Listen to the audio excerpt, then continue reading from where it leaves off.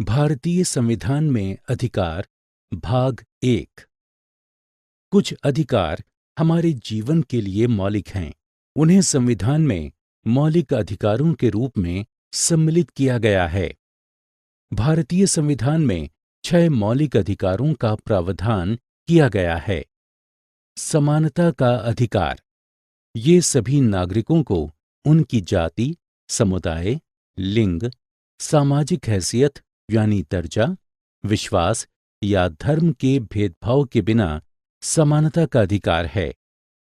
कानून का शासन सभी के लिए समान है, प्रधानमंत्री से लेकर एक निर्धन किसान तक। भारत सरकार ने अनुसूचित जातियों, अनुसूचित जनजातियों और अन्य पिछड़े वर्गों के लिए आरक्षण की व्यवस्था की है। विभिन्न सरकारी योजनाएं महिलाओं, निर्धन या शारीरिक रूप से विकलांग लोगों को कुछ प्रकार की नौकरियों में वरीयता देती हैं। ये आरक्षण समानता के आधार की भावना के विरुद्ध नहीं है। समानता का अर्थ है हर किसी को उसकी क्षमता के अनुसार जो भी हो सके उसे प्राप्त करने के लिए समान अवसर प्रदान करना। इसी प्रकार से अस्पृश्यता की प्रथा को समाप्त करने के लिए संविधान ने इसे दंडनीय अपराध बना दिया है। स्वतंत्रता का अधिकार। स्वतंत्रता का अधिकार हमें बोलने और अभिव्यक्ति की स्वतंत्रता प्रदान करता है। नागरिक अपने विचारों और मतों को स्वतंत्रता से प्रकट कर सकते हैं, भले ही वो सरकार के विरुद्ध हों। परंतु ये आपको सरकार के विरुद्ध हिंसा या विद्रोह को बढ़ावा देने की अनुमति नहीं देता। ये किसी भी मुद्दे पर संघ बनाने, बैठकें और जुलूस आयोजित करने, रैलियां और प्रदर्शन करने की स्वतंत्रता प्रदान करता है, परंतु इन गतिविधियों से शांति भंग नहीं होनी चाहिए। ये देश के किसी भी भाग में जाने की, देश के किसी भी भाग में निवास करने और अपनी पसंद के किसी भी पेशे या व्यवसाय को अपनाने की स्वतंत्रता देता है। भारतीय संविधान में अधिकार भाग 2। शोषण के विरुद्ध अधिकार। इस मौलिक अधिकार के माध्यम से संविधान मानव तस्करी पर रोक लगाता है। मानव तस्करी का अर्थ है मनुष्यों को गुलामों या अन्य अनैतिक उद्देश्यों के लिए बेचना या खरीदना। बंधुआ मजदूरी की प्रथा किसी व्यक्ति को उसके पूरे जीवन भर या तो बिना किसी मजदूरी के या तुच्छ राशि के बदले में शोषण किया जाता है। इसे भीख मांगना कहा जाता है। संविधान इस प्रथा को शोषण के विरुद्ध अधिकार के माध्यम से प्रतिबंधित करता है। अंत में संविधान बाल श्रम को प्रतिबंधित करता है। 14 वर्ष से कम आयु के किसी भी बच्चे को किसी कारखाने, खदान, रेलवे, बंदरगाह या किसी खतरनाक उद्योग जैसे पटाखे और माचिस, छपाई और रंगाई में नियोजित नहीं किया जा सकता। धार्मिक स्वतंत्रता का अधिकार।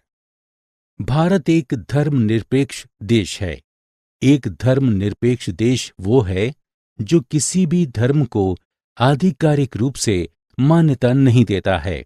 हमारा संविधान प्रत्येक व्यक्ति को उसकी पसंद का धर्म पालन करने की आजादी देता है, परंतु ये स्वतंत्रता आपको किसी अन्य व्यक्ति का बलपूर्वक धर्म परिवर्तन या अपने धर्म का पालन कराने की अनुमति नहीं देता है।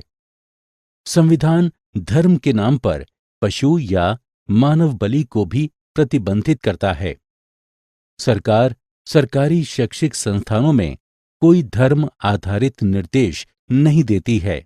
इसी प्रकार से निजी शैक्षणिक संस्थान भी संगठन में किसी पर धर्म आधारित गतिविधि को लागू नहीं कर सकते। भारतीय संविधान में अधिकार भाग 3। सांस्कृतिक और शैक्षिक अधिकार। अल्पसंख्यकों की संस्कृति, भाषा और धर्म बहुसंख्यकों द्वारा निष्प्रभ नहीं होने चाहिए। अल्पसंख्यक समूहों को अपने मूल को परिरक्षित करने और अपनी भाषा एवं संस्कृति का संरक्षण करने की आवश्यकता है।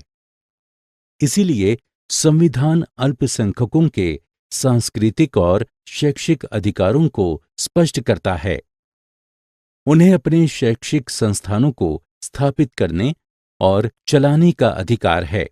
किसी भी सरकारी अनुदान पाने वाले शैक्षिक संस्थान में किसी नागरिक को धर्म या भाषा के आधार पर दाखिला लेने से नहीं रोका जा सकता। संवैधानिक उपचार का अधिकार। ये एक ऐसा अधिकार है जो सभी अधिकारों को प्रभावी बनाता है। यदि किसी भी नागरिक के मौलिक अधिकार का हनन किसी सहनागरिक, निजी निकाय या सरकार द्वारा किया जाता है, तो वो हमेशा अपने राज्य के उच्च न्यायालय या सर्वोच्च न्यायालय में समस्या के निदान के लिए जा सकते हैं।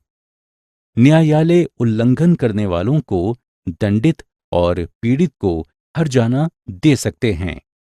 यदि कोई व्यक्ति मौलिक अधिकारों के हनन के विरुद्ध अपील कर रहा है और यदि ये मामला सामाजिक या सार्वजनिक हित का है, तो ऐसे मामले को जनहित याचिका यानी PIL कहा जाता है।